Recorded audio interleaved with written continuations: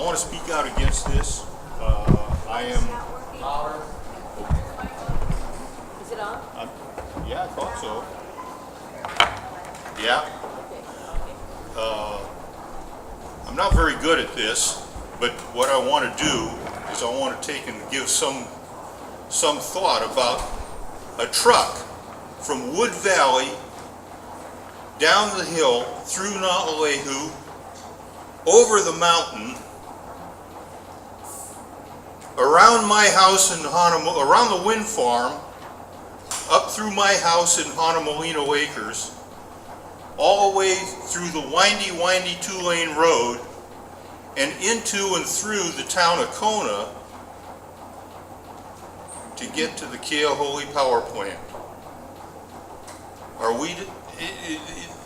It's insane. Build a power plant there in Wood Valley. That'd fix the concern of the people of Wood Valley.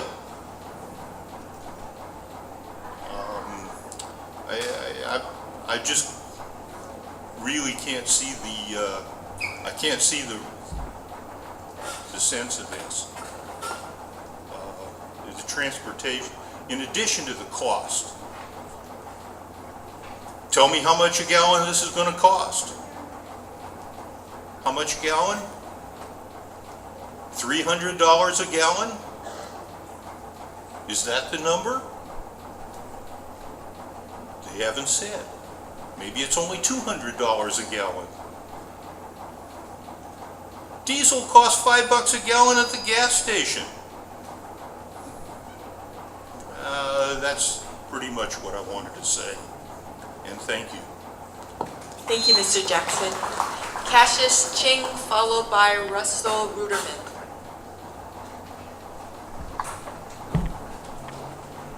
Cassius Ching. Okay, Russell Ruderman. Oh.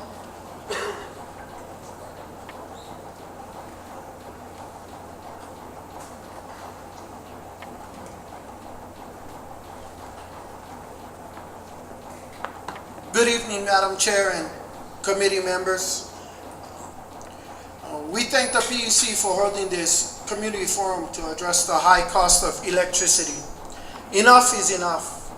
We are against any... Mr. Ching, are you testifying on the rate case or on the Aina Koa Pono?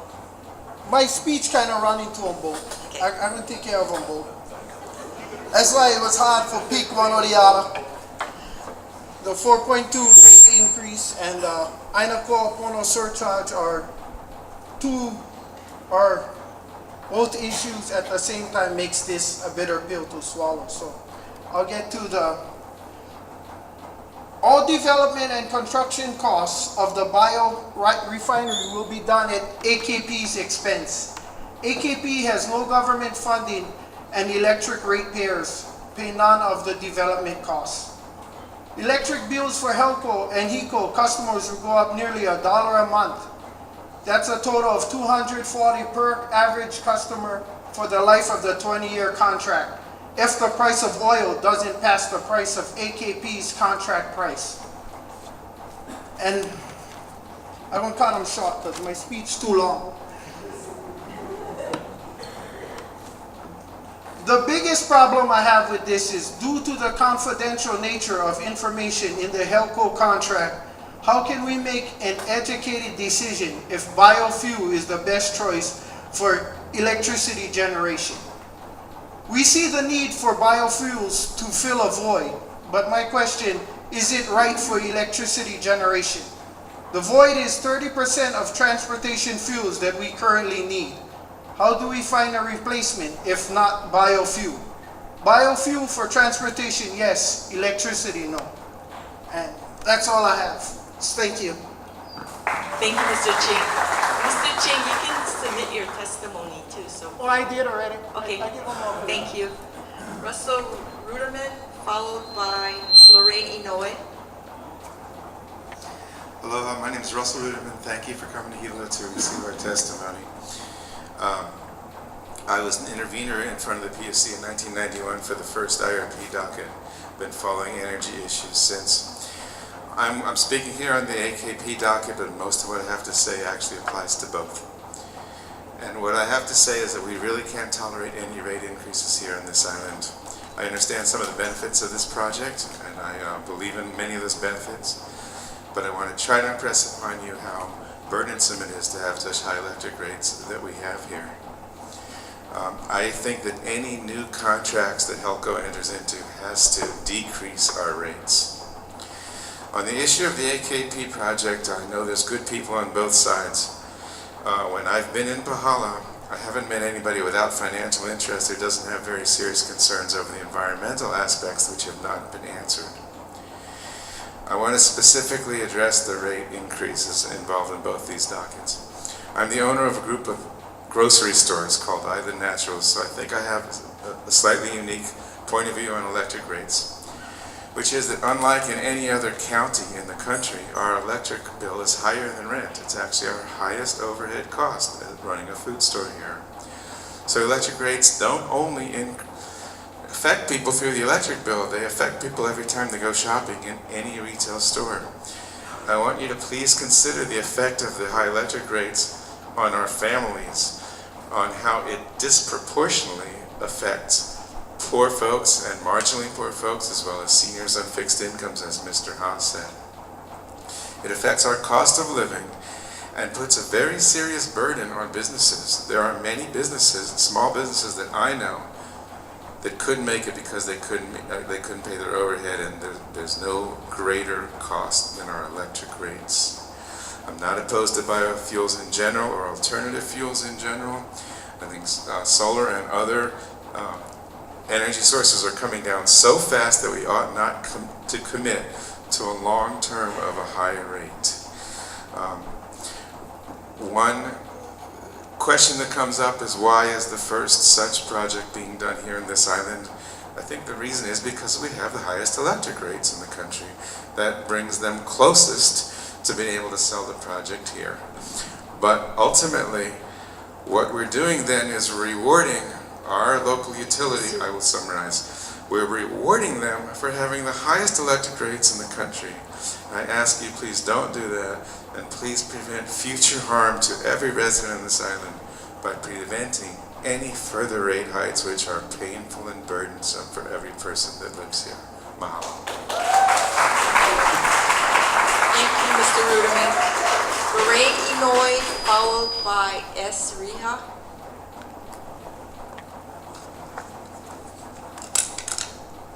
Thank you. Aloha, Chair Morita. And for those of you, Chair Morita and I chaired both the Energy and Environment Committee at the Legislature, she in the House and I in the Senate, so she understands a lot that what we're all talking about. Chair Morita, thank you for this opportunity to offer testimony on this docket number 2012-0185 and members of the PUC Commission.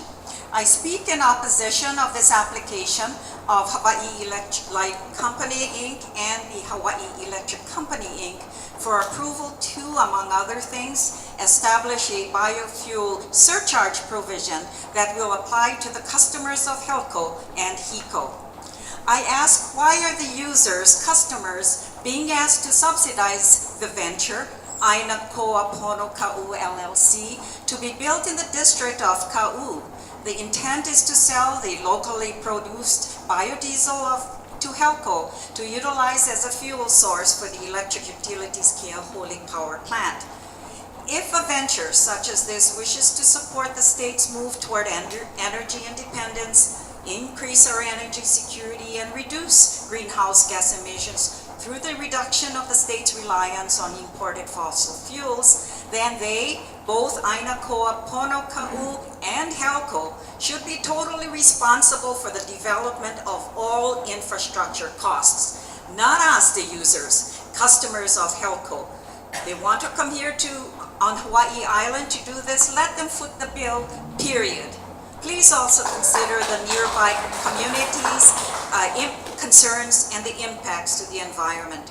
Our island's unemployment rate is still one of the highest in the state. Our people need jobs. So HELCO and Aina Koa Pono are saying yes. We will provide the jobs, and yes, you will also subsidize paying for this venture. I say not.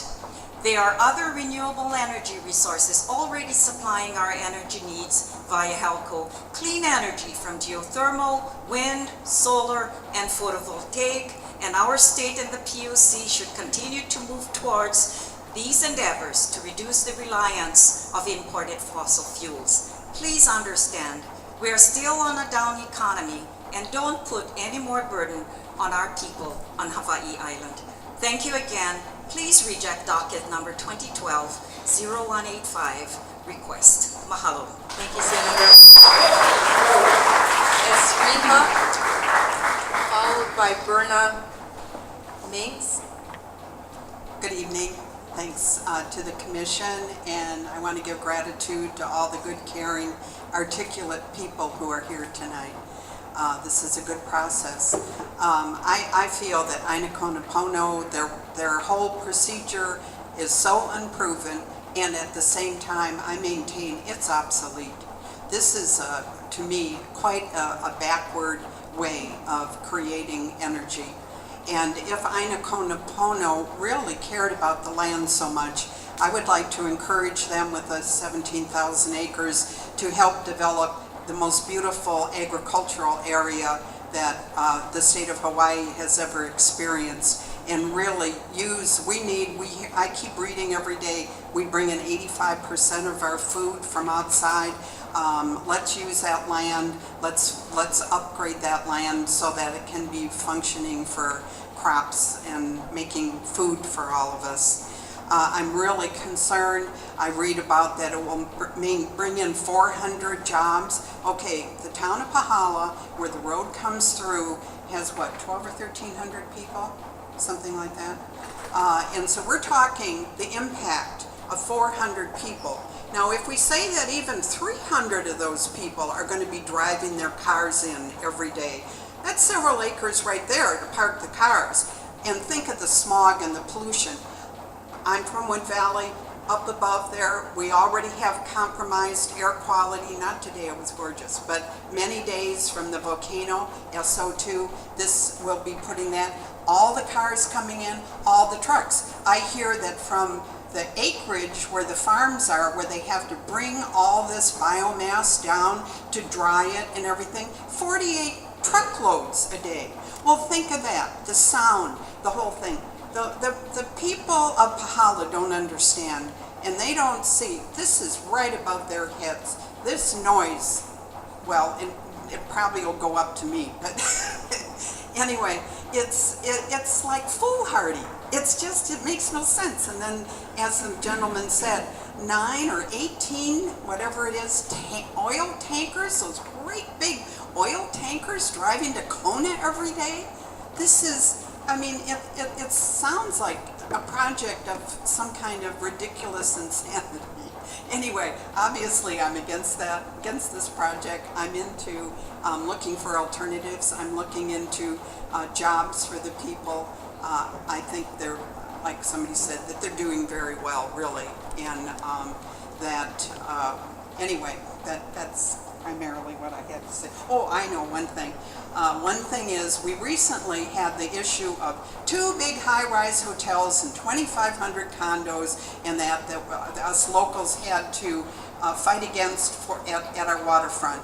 Well, we did a service to these people by telling them not to be there, and I think if Aina Koa Pono would listen to us, we will save them a lot of grief and a lot of money not to come. Thank you, Mrs. Thank Rehab. you. Berna Mings, followed by Karen Veriato.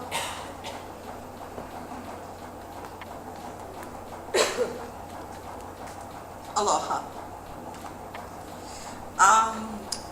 I'm against putting this there. I think before I came here tonight, I was against it for different reasons, some different reasons that I'm against it now. I have come up with other reasons tonight. One of the main reasons is that no EIS has happened yet. This is just formulated. They think it can do it. They're not sure if it can do it. and no EIS has happened yet. Nothing about the impact on the community has been brought forward. I mean, I think what we should be getting tonight is something from these gentlemen here who is telling us what will be the effects, what are the environmental impacts, how many trucks will be coming, where will they be going. We should be knowing this before we're even thinking about saying, sure, fine, come in for 10 years, do whatever you want to do. I mean, you know, I just don't believe, I don't believe in that. And I live in Ka'u.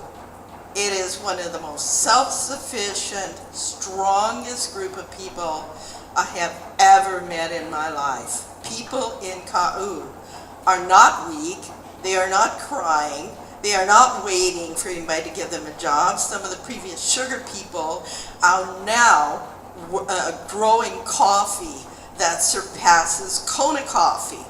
And they're growing it right there up in the slopes. Thank you very much for that. I only have one other thing to bring up. In Civil Beat, a lot of people know about Civil Beat. This was published in Civil Beat.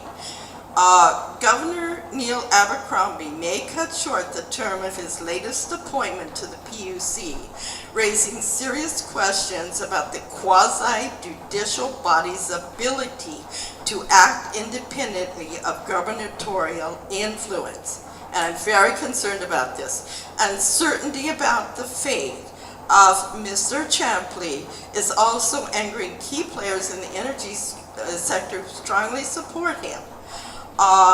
Okay, Abercrombie. Mrs. Mings, can you wrap it up? I sure can. Abercrombie nominated Champley. He replaced the commissioner who resigned, but he may not get to carry out his full term. Abercrombie did not submit his name. Donalyn De La Cruz said a decision should be made. She said the governor is waiting to see if Mr. Champley is in line with the governor's energy policy. I want to know. Thank you, Mrs. Mings. I want to know, is this person in line with the governor's policy, and will that be a fair decision? We need to know that. Thank you. Thank you, Mrs. Mling. Next person is Karen Ariato, followed by Moanikiala Akaka.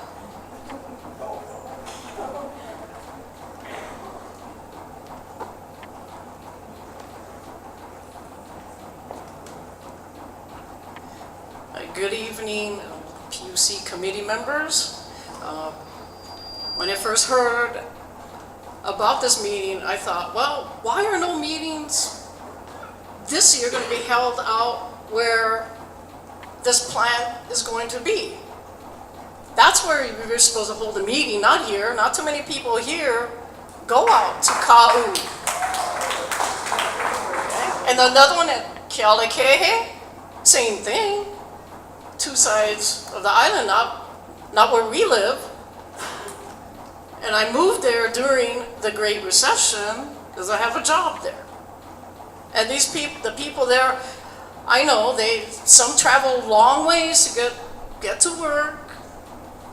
I work with the kids there, and I know they get up very early.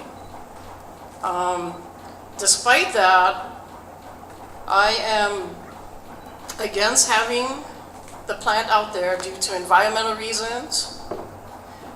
And I haven't heard them say how many jobs will be there. I heard someone else mention about 400, but that's not gonna put a dent in the workforce there. No. And as far as planting, there's been a drought that's getting kind of severe for the past few years because we had to get water hauled. So where's all this water going to come from? How much is it going to cost to grow all those crops? And one question I have is, why is AKP using us as guinea pigs for an unproven project. There are just too many questions that need to be answered at this point before I even say yes to this project. Right now, I'm against it, even though it may provide some jobs. And I also want to bring up the EIS. Has one been done yet? And that stalled the super ferry project. And that's stalling the Mrs. rail Viriato, project. can you wrap it up? Okay, well, thank you very much. And I thought they were also going to be burning Christmas berries. That's what I heard at some point. So just thank you very much. Thank you.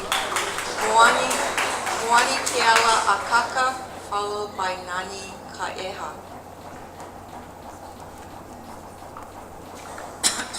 Ano ai ke aloha. My name is Moani Keala Akaka.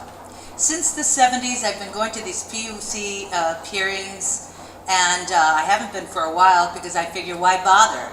PUC has been a rubber stamp for what HELCO wants to do. You know, I'm really glad, Mina, this last time this project came before you, you folks rejected it. It's probably been one of the first few times in PUC history that you've rejected a proposal that HELCO's been in favor of. You know, nobody has, you've heard before, and I've been, you know, concerned and voicing concern before the PUC in the past about the fact that we have the highest electric rates in the whole country. Yet, as I said, the PUC has seemed to be a rubber stamp for whatever HELCO you know, wants to do. In the 70s, we tried to make publicly owned utilities relating to the geothermal, owned by the people of the community, so that we can have lower electric rates. I just met somebody from Idaho today. They pay 7 cents per kilowatt for their electricity. 7 cents. And look at the highway robbery that HELCO and others have been getting away with. You know, the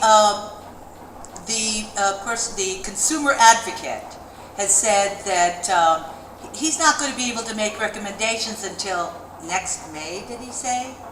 You know, nothing should be done until the consumer advocate, hopefully he will be speaking from the consumer's standpoint, makes their recommendation. If they're not through until May and not ready to make their proposals recommendations till then, well then this body should not make any final decisions, period. You know, we're also concerned about the fact that it costs $200 per barrel. $200 per barrel for this unproven procedure. You know, it's mind-boggling, and yet they're saying, well, oil's going to go so far up that $200 per barrel is nothing. Is the way they're acting. Yet we are supposed to offset the cost of production, transportation, and storage. This is for this microwave technology that hasn't even been proven. And yet, you know, microwaves, even the microwaves that we have in our homes aren't supposed to be that safe for us. Yet this huge, huge microwave contraption is supposed to be able to be safe, and again, it's unproven, there's been no EIS, to be able to be utilized in pristine Ka'u, this particular area they're referring to. We, the ratepayers and the taxpayers, should not have to subsidize this private corporation.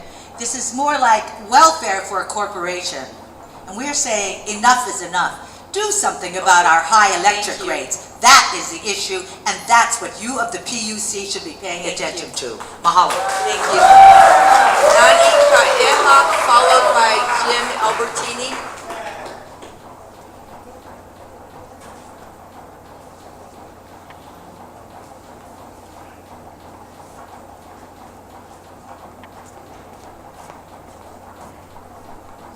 Aloha, my name is Nani Kaeha. This is the first time I ever come to a PUC item like this, and this is the first time I'm going to stand up and speak. a lot of the questions and all the answers came from a lot of the speakers, so I can understand what's going on now. But I don't understand why you don't have this project in Keohole where you're gonna need the Mrs. diesel. Kaeha, can you Oh, face sorry. the commissioners? Thank you. The commissioners here. Okay, so why are you not holding it in Keohole where it should be? You won't have to track anything from Kau all the way to Keohole. And the other thing is, why are you using this dangerous... Mrs. Kaeha, look towards I'm us. sorry. Okay. Why are you using this dangerous item as the microwave? You know, the microwave has infrared solar. You know, you can get brain damage, body damage, physical damage. And then why don't you use solar system? For 38 years, I never had solar. So I had to pay $850 for electric.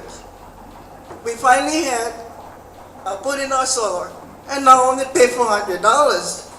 Now, if I can do that, you guys can do that too. And that's all I have to say. Thank you. Thank you, Mrs. Kaeha. Jim Albertini, followed by Bill Walter. Aloha, everyone. I'm a farmer out in Curtistown, and I'm against this Aina Koa Pono contract with HELCO.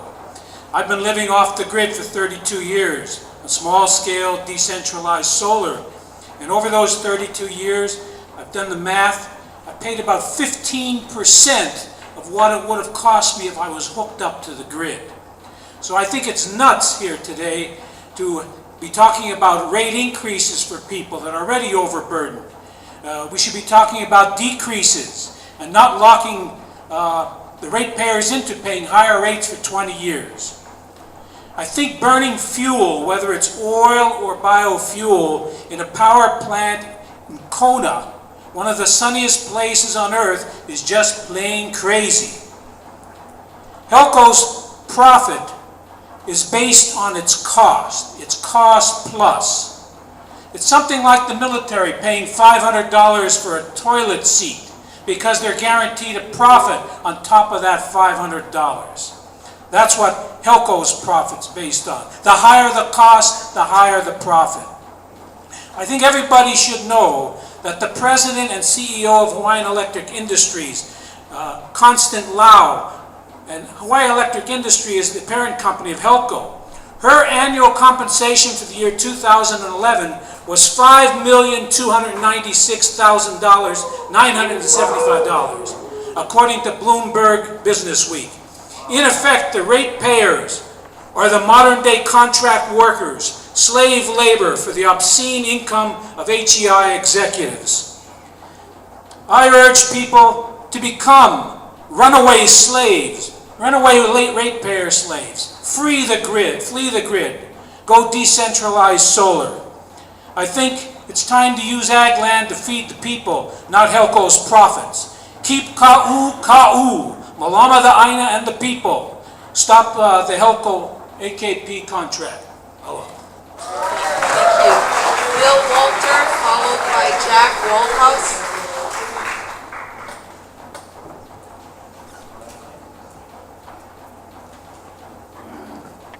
My name is Bill Walter. I'm a proud graduate of Hilo High. I like to wear these Oxfords when I come here. It reminds me of the good old days and Larry Capellas and those guys. It was a good time. It's a good time now. You know, let me start by saying that I have a lot of admiration and the management of HELCO is good, strong management. They do an excellent job for all of us. But one of the things that I've learned over the years is the importance of goals to me as a business manager and the importance of goals to people in general. And I think we have to look at this contract in the context of the goals that HELCO management has. And there are many of goals. They need to primarily make sure that we have solid energy coming at us all the time, reliable. And the state has given them another goal, get off foreign oil. And the stockholders have another goal, and that is make sure that our assets continue to produce. And those are good goals. However, the times are changing. That was a song when I was in high school too. Times are changing.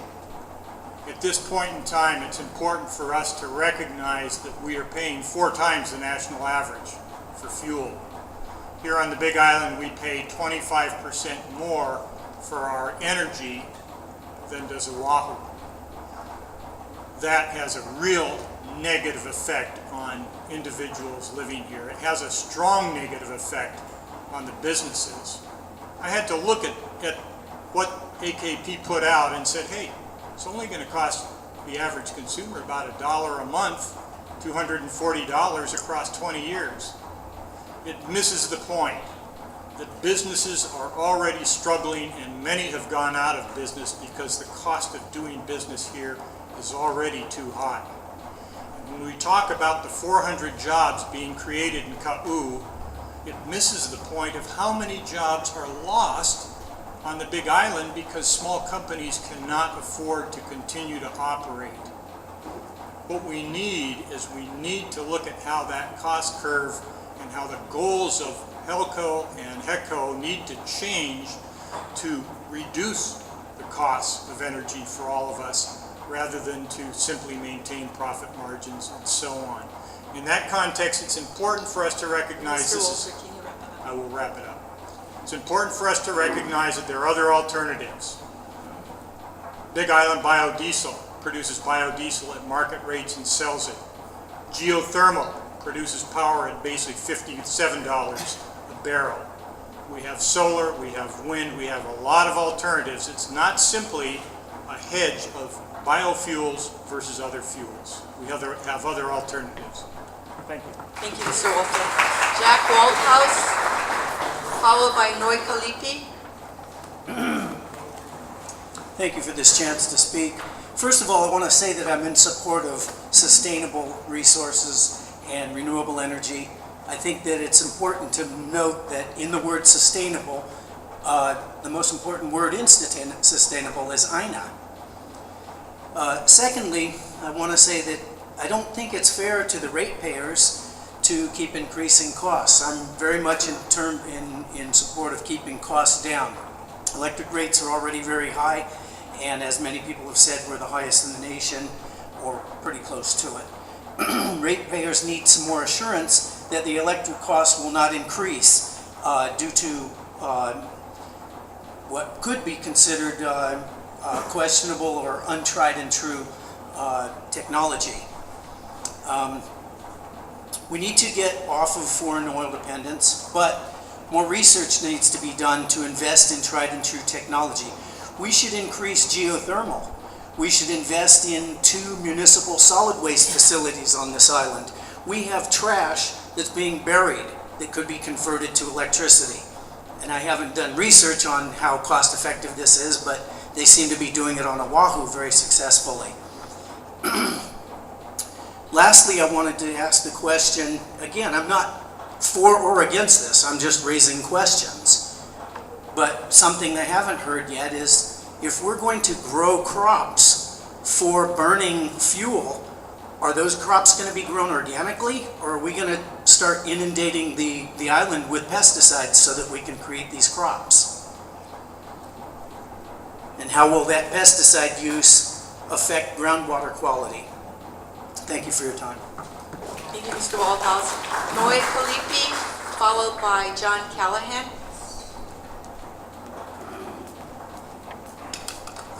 Aloha Chair Marita, Commissioners Champley and Akiba.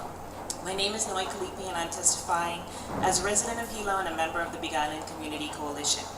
Earlier this year, I joined several Hawaii Island residents in forming the Big Island Community Coalition.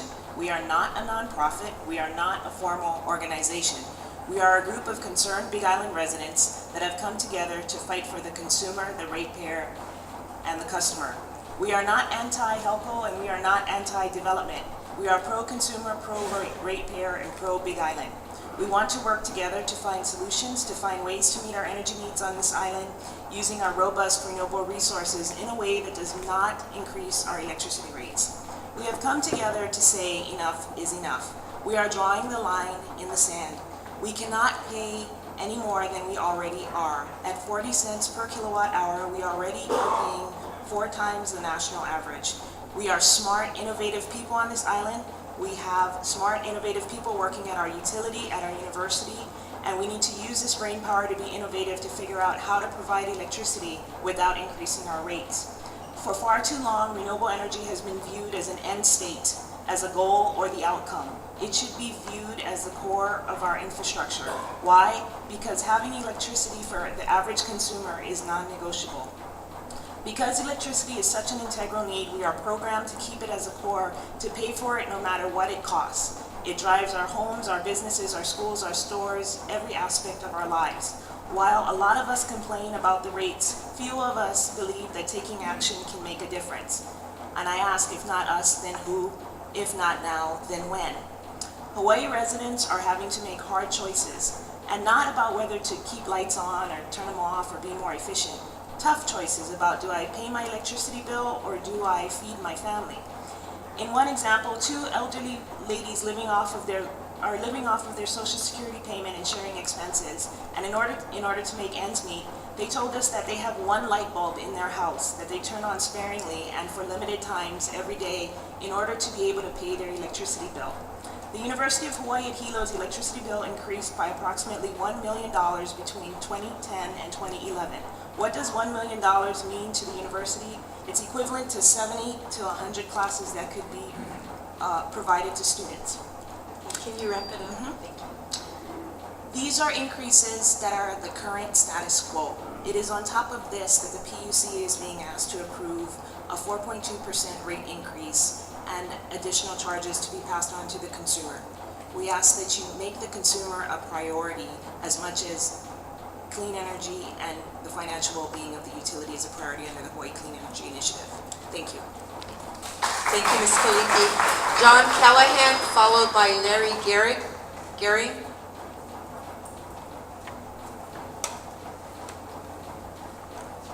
So I can keep my time. Hello, good evening. Thank you for allowing me to speak here. And kind of like what Moses said, free my people. And basically what that means is this, definitely no increase in rates. Matter of fact, I'm voting for a 50% decrease right now because HELCO and these entities have held us in bondage for years and years. I'm only a Med resident for about 17 years, but all of you who've lived here the rest of your lives having to put up with this stuff, we have to say no. Our forefathers fought with their blood on the battlefields. Let's get off our butts and raise our voices in a respectable, honorable way. Okay, now, here's a solution perhaps. Along with solar, I recommend Mr. Callahan, can you yeah, address the okay. commission? I recommend that HELCO, here's where it can be a win-win for everybody. HELCO and what have you, invest in money to provide solar for everybody. Then they can make a little bit of money each month for maintenance fees of the solar panels. Now the newer panels today, even just a few years ago, are half the weight and a lot more efficient. Number 2, I'm thinking in terms of the future, which is now. How about hydrogen power, which you give the people of the University of Hilo, Hawaii, and those university students a $50,000 contest experimentation thing, and by God, they will develop a system that will work. What's good about hydrogen is this, that you can always make it, it's easy, there's lots of it. Granted, there's some things that has to be worked out, that's true. They need to work that out, but they can do it. Number 2, as to irrigating the Ka'u Desert area, they could, by certain methods, they can actually use even some old ancient methods of piping water up that's been purified from salt to irrigate the Ka'u area to grow crops, because there's no reason why we should be paying 99 cents a pound for bananas when I can buy bananas at 33 cents a pound in South Dakota. Come on. Okay, and also too, I'm going to leave you with a stern warning that if we fail to do something now, it's not going to be out comes the pens anymore. It's going to be out comes the rifles. I don't own one, I don't want one, but have you ever been to a country where you've just spent 10 years saving for and visiting? Mr. Callahan, I'm all right, I've been up, yep, just hold your horses, hold your horses. and then all of a sudden you hear a gunfire in the middle of the night, and here's a trip you saved for maybe 10 years for. That's going to happen here if we, as the people of the United States, don't exercise our Constitution in a rightful, godly way. And ua mau ke'e oka Aina Koa Pono. Amen. Thank you, Mr. Callahan. Larry Gehring, followed by Bob Ernest.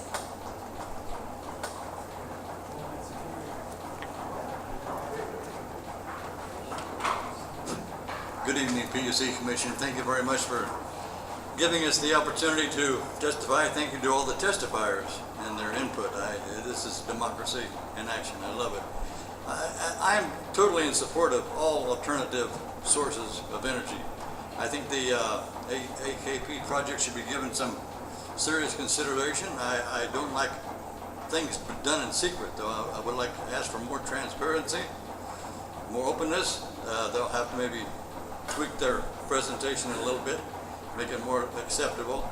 And I would encourage the PUC Commission and the County Council and everybody else involved in these doggone contracts to not get locked into multi-year contracts which are subject to the whims of the financial markets a lot.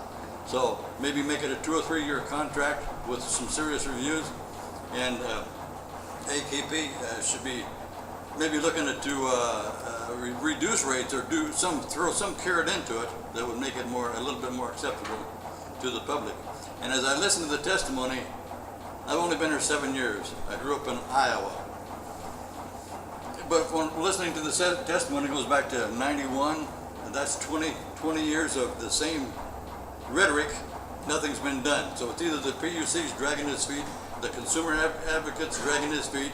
Of course, everything's done on Hawaiian time, so that kind of gives you an idea of who's dragging their feet where. But I grew up in Iowa, and for our utility plants were coal powered. Now I understand there's a total EPA put down on any coal in Hawaii, but trust me, Iowa's air is as clean as anything in Hawaii. So it's not not an air quality situation. And coal could be trucked in, natural gas could be trucked in if they wanted to convert, if HELCO wanted to convert and also use the biodiesel from AKP. But you know, the bottom line is we've got solar, we've got geothermal, we've got wind, we've got some water technology possibly. Everything thrown together, and I probably left out a couple of them, but everything worked together gives us a broader base in an effort to reduce utilities and make it a conscious effort to reduce the cost of utilities, not just lip service. Thank you for your time. Thank you. Thank you, Mr. Gehring. Bob Ernst, followed by Chris Kanani Atta.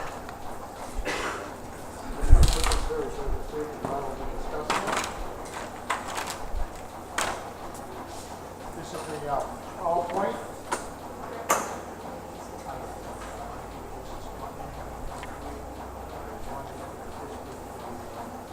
Can you see me now? Wonderful. I will start.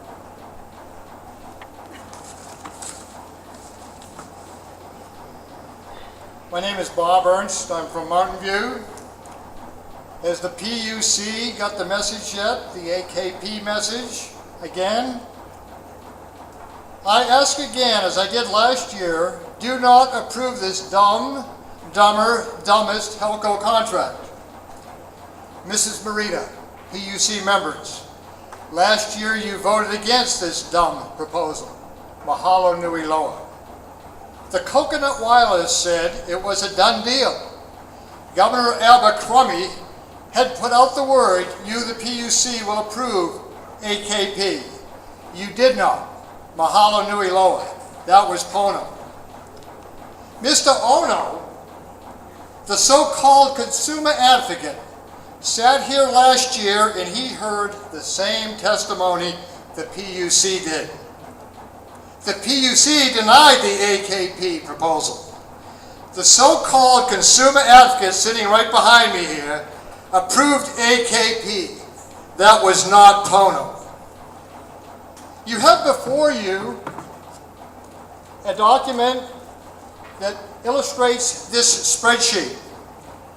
Below is a spreadsheet outline for all possible energy generating capabilities on Hawaii Island. Column 1, the one on the left, lists the different energy generating possibilities. Columns 2 through 12 list the issues to compare the listed generated possibilities. I have provided a copy to HELCO. HELCO is asking us, the ratepayers, to contact the renewable energy providers and request they rewrite their contracts. We need the specifics from HELCO so that we may intelligently discuss this with renewable providers. That is the specific information the spreadsheet before you will provide. Not only do we, the ratepayers, need this specific information to support HELCO's contract rewriting efforts, but so does HELCO in a comparative spreadsheet format, and so do you, the PUC, and the DOE that is doing the multi-million-dollar renewable energy study. How can any decisions by anybody be made in a factual vacuum? I would hope you would consider this. I'm going to stop right now. I would hope you would consider this and request that HELCO provide this information so you, DOE, and we can make intelligent decisions on renewable energy. And please, deny as you did last year, Mrs. Morita, God bless you, this dumb AKP contract proposal. Mahalo. Thank you, Mr. Ernst. Chris Kanani Atten, and after her, Deborah Ward.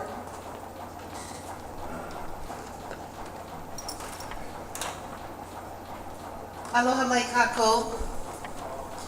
As a practitioner of the Hawaiian culture, I look into the issue with my Hawaiian heart, steeped in traditions taught by elders from Ka'u. I ponder the reference to Aina in the name and think about what it means to me. Aina means productive and fallow land. It is known by other endearing names like Papahanaumoku, a personification of our land as our Hawaiian god from our cosmological beginnings, our creation chants. Specifically when referring to Ka'u, Tutupele is quoted in chants still sung today, O Ka'u Ka'u. Ka'u is mine, my domain. In other words, Aina is a word used very close to the ancient heart of Hawaii that still beats today.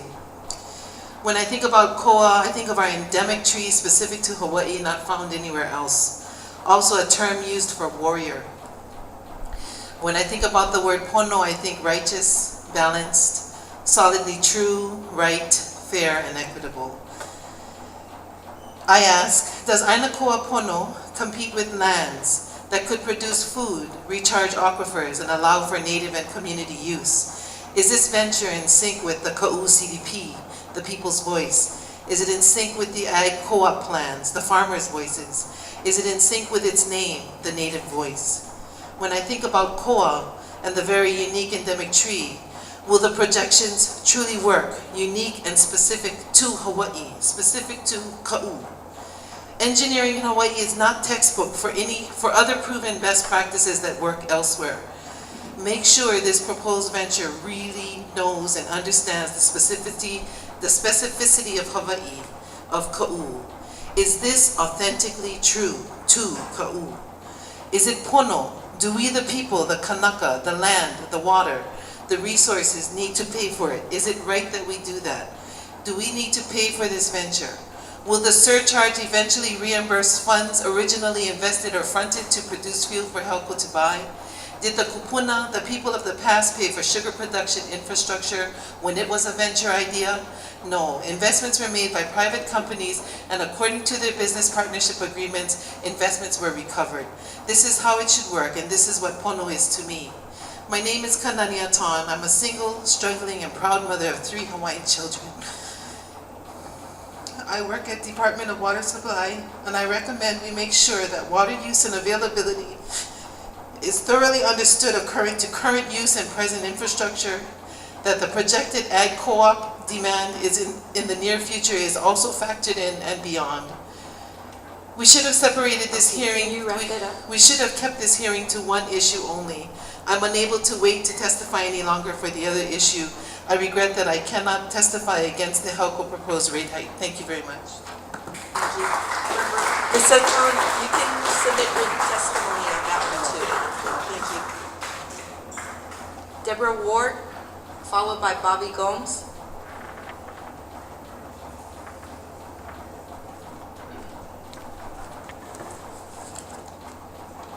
Aloha, and thank you for the opportunity to speak this evening. My name's Deborah Ward. I'm chair of Mokoloa Group of Sierra Club, and fortunately Corey Harden was able to address you with several of our questions. But our Conservation Committee has met several times to discuss the Aina Koa Pono proposal. We downloaded the 275 or 45-page application, but we found that there really wasn't disclosure of many of the concerns that we had that were environmental. And so I'm going to continue with some of the questions that our committee came up with, because we feel that the disclosure has been really insufficient. Number one, thank you so much for that wonderful testimony that just preceded mine, having to do with water and how the drought and the water sources have been factored into the plans, and how would AKP water use impact the residents, and how would they ensure that runoff, clearing, grubbing, and grading on the slopes would not impact the Class A waters downslope that are used so abundantly by our fishermen. Food.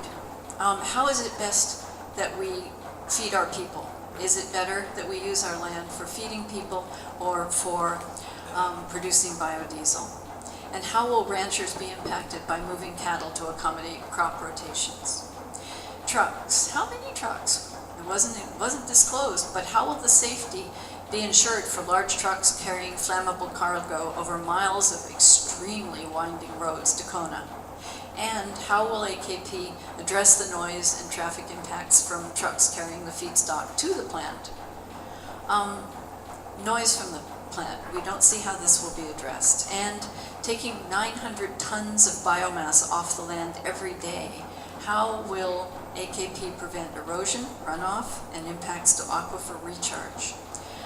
If there is no EIS, which is a great concern of the people in our area, the issues that come up with regard to archaeological sites and many other things can't be mitigated because they can't be avoided if they're not identified. I'm a former extension agent, and I have a lot of questions about the fuel stock. Several crops have been proposed, but it's really not clear what crops will do well on this land and how long they have been tested, and whether that crop has been demonstrated. Okay, I know I'm really going to take a long time, but all right, I'll stop there. I would like to encourage you to ask questions about how many barrels could be avoided by implementing climate-friendly conservation and architectural accommodations. Maybe there are better ways that we could do this. Thank you very much. Thank you, Ms. Ward. Bobby Gomes,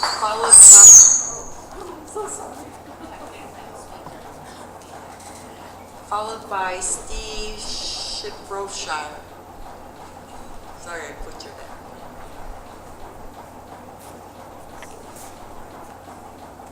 Good evening. Good evening. Thank you for having me. Thank you to allow to speak.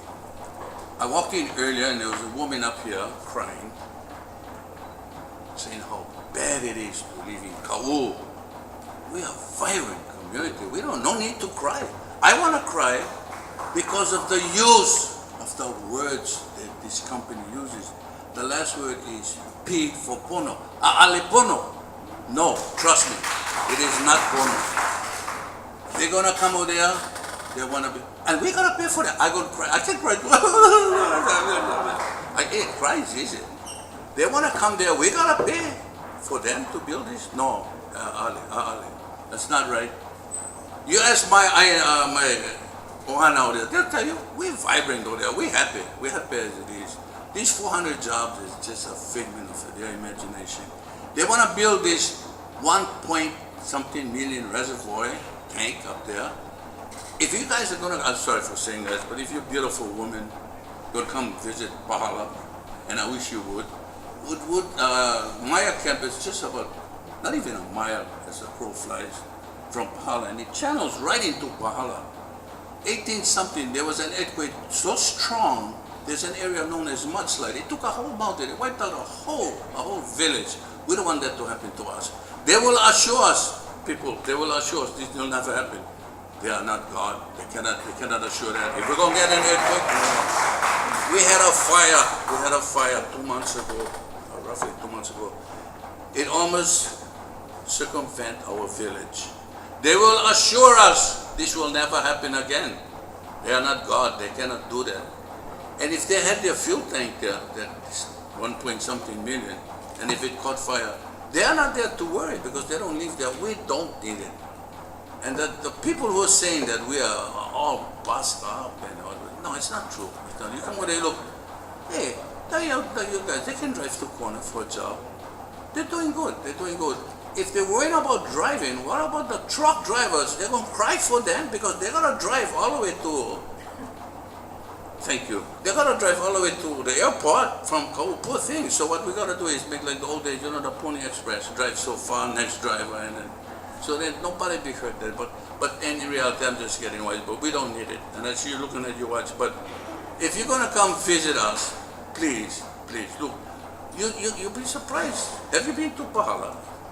May I ask by show of hands, how many from Kau over here? Thank God they never hold this meeting on Kaho'olawe or Molokai. They try to get as far away. The lady that said, why not Pahala? That's a good question. Yeah, I'll wrap it up. They held 2 meetings or 3 meetings, and they insulted me by inviting me to one of their meetings. I never went because A'ale Pono. I promise you, A'ale Pono. Thank you for your time. Thank you, Mr. Gomez. Steve and followed by Mary Miho Finley. Thank you. Thank you. Good evening, Chairman Morita, members of the Commission. My name is Steve Shropshire, and I'd first like to begin by saying that I agree with many of those that testified tonight that higher electric bills aren't something that I'm personally looking forward to. However, I think it's important to reflect on what John Cross's comments were tonight, which is that really this is an investment in our future. In projects, any projects that can take us away, divest us from fossil fuels and look at new alternatives are an investment in our future. I'm a landowner and farmer on the Hamakua coast, and as such I'm keenly aware of the need to create long-term sustainable agribusiness models for our island. Sugar is gone. The king has left the building. For the past 20 years, we've been talking about what we're going to do to replace sugar. It's estimated that 80 to 90% of our food and energy are currently being imported to the state. This translates to a multi-billion-dollar economic opportunity that's being wasted. Last year, the Hawaii County commissioned what was called a Hawaii County Food Self-Sufficiency Baseline Study. In that study, they said that less than 2% of our lands are being utilized for crops on this island, and less than 4% of our lands are being utilized for commercial forestry. Any of us that have flown over the island understand there's an abundance of land that is fallow. Projects such as this, being proposed tonight by Aina Koa Pono and others, will help to create a long-term sustainable future for our island. It will assist landowners and farmers like myself by creating long-term markets for our crops. It will help put our fallow lands in production, creating food and energy self-sufficiency, employment for our residents. It will help to create an increased tax base for our island economy. And last but not least, it will help to ensure that Hawaii's agricultural lifestyle is being preserved for future generations. Thank you for the opportunity. Thank you. Mary Miho Finley, followed by Chris Manfredi.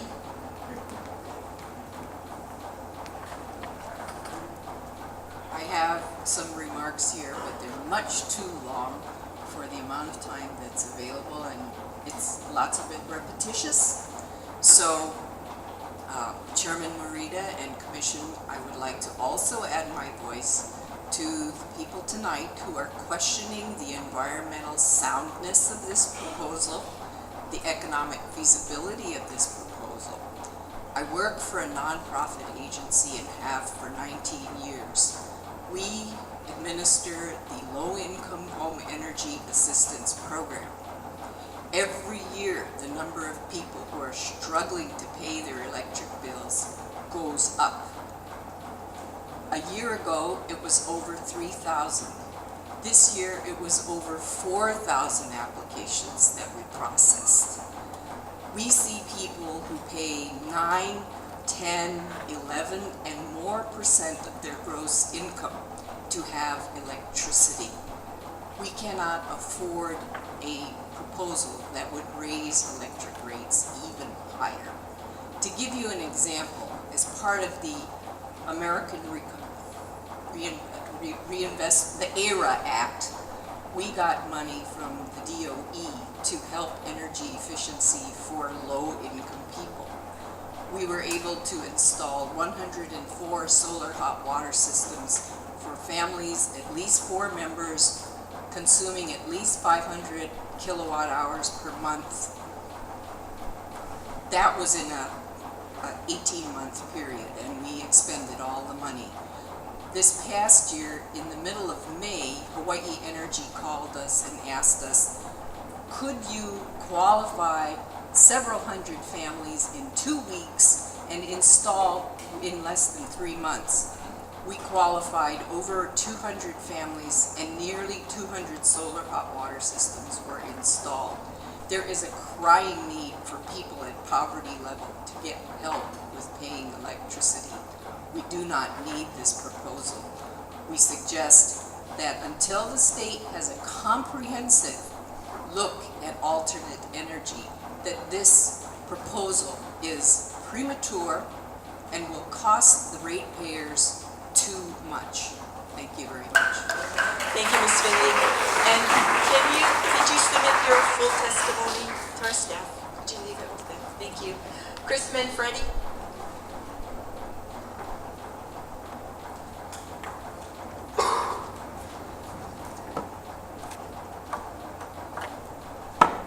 Good evening, Chair Morita and members of the Commission. Thank you for coming to Hilo to hear this this docket.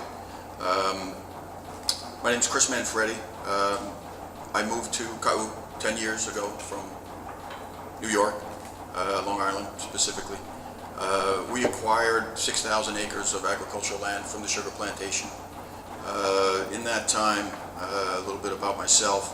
I'm the founding president of the Ka'u Farm Bureau. I'm the organizer of the Ka'u Coffee Festival. I serve on the steering committee of the Ka'u Agricultural Water Cooperative District. I serve on the Coffee Berry Board Task Force, Ka'ohana Ohanawapo, Ka'u Soil and Water Conservation District as a director, and the Synergistic Hawaii Agricultural Council.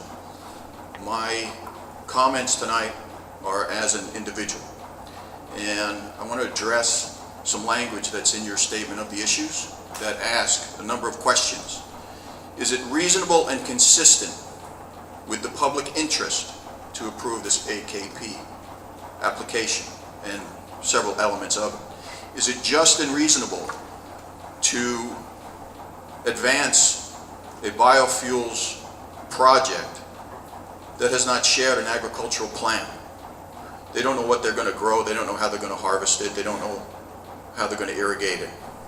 So that's all still under development. So I think it speaks to risk in this application. Another element is a subsidy. The difference between fossil fuels and the biodiesel. And my understanding is, although all the economic data is redacted in the application, it's hard for us to understand what exactly those costs are. It speaks of the cost of the biodiesel as the contract cost, the transportation, and the storage, which is essentially everything, and it's tied to the Energy Information Administration's Annual Energy Outlook 2012, which predicts that a barrel of oil will be something like $175. So none of us really know where the price of oil is going to go. There's uncertainty in the Middle East, there's an election next week. How can we tie ourselves to $200 a barrel oil for 20 years without knowing what it's going to be?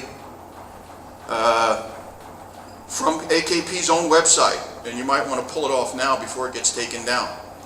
Future island benefits could include significant impact for landfill and solid waste management through micro-D technology, municipal solid waste, construction debris, and tsunami or disaster debris and green waste can be converted to more than 5 times the kilowatt hours than regular combustion.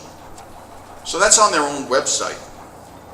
You might want to take a look at that. I know you want me to wrap up, but this is an important issue for Ka'u. I work with the people in Ka'u. I've got to know them. I've advanced Ka'u coffee since 2007 when I first put it in international competition, and I'm proud to say that we are on the path for a diversified agricultural economy that will not repeat the mistakes of the past of monocropping, boom and bust cycles, Okay, Mr. Manfredi. and the price to the farmer has increased almost double in 3 years. Okay, thank you. You can submit extensive written testimony that we will consider. Okay, thank you. Thank you. Thank you. That's all the people I have signed up for this, for public testimony. And so I'd like to conclude this portion of the public hearing. The Commission, the Consumer Advocate, and the intervener, Life of the Land, and the two participants in this docket, the County of Hawaii and the State Department of Business, Economic Development, and Tourism, will continue our review of this particular docket. I know there was a question earlier that we not conclude before the Consumer Advocate submits his review, and that's not, the Commission will wait until there's ample time given to the Consumer Advocate to review all information and submit its statement of position. So this process will conclude after all investigation is done and with the Commission's issuance of one or more orders. So again, thank you for attending this portion of the public hearing. We're going to take about a 15-minute break and then come back for our second docket. Okay, thank you.